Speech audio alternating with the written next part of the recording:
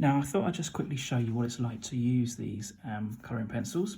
I've got two pencils I'm going to use. The first one is a dark cadmium orange 115, and the second one is a deep scarlet red 219. Okay, so when using these pencils, incidentally I'm using a Bristol board piece of paper. Okay, so when using these, they're so enjoyable to use. Even with light pressure, they put down a lot of colour on the paper. If I press really hard, they put down a lot of colour. No, the lead's not breaking. And they're really enjoyable.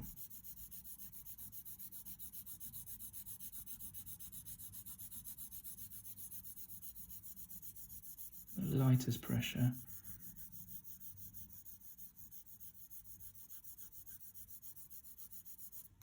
Okay, now what I'll do is just use a brush to get rid of any excess. And I'll get the other pencil, the deep scarlet red, and just pressing hard, you can see how much colour it puts down. And these pencils are so nice to use.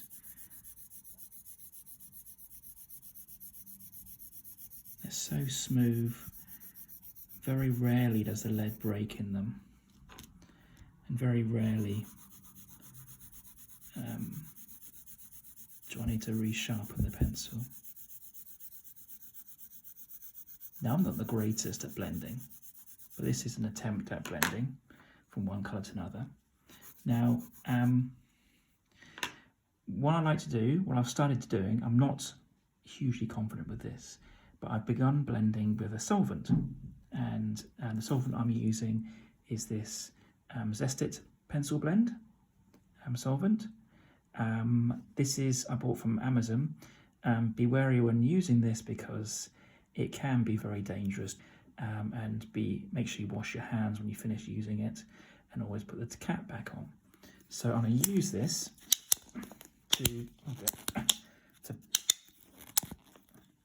So I'm going to use this to blend my two colours. Okay, and there's two different ways you can do this. You can either use a brush, or you can use a cotton bud. Now I tend to use cotton buds at the moment because I'm not that confident with these. So what you do, you need to have some sort of tissue with you as well.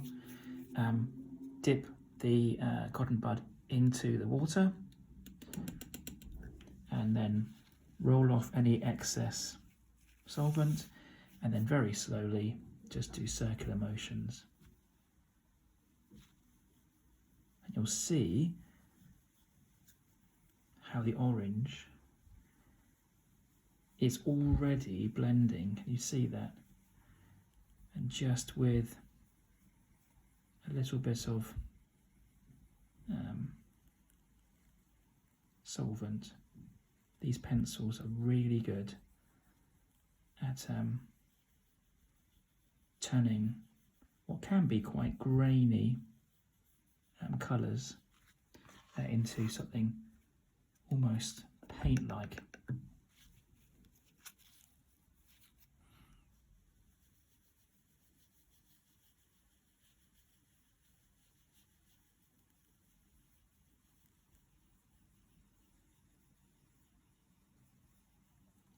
So as you can see, the Faber-Castell polychromos are really good at blending, especially with a solvent, and that's why I really like these pencils.